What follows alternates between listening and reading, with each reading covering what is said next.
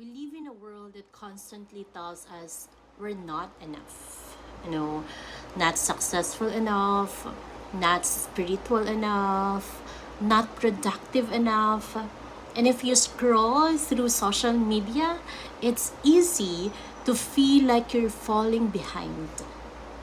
People are hustling, achieving, becoming that girl or that guy with the dream life, the perfect body, the overflowing bank account. Meanwhile, you might be sitting there, battling anxiety, struggling to keep up, wondering if you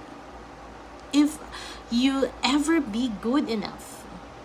And if we're honest, the same mindset creeps into our faith. We start believing that we have to earn God's love, that we have to prove ourselves worthy before He accepts us.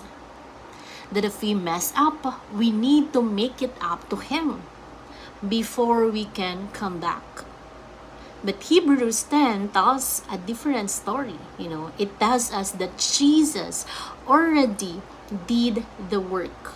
And we don't have to live in a constant state of striving.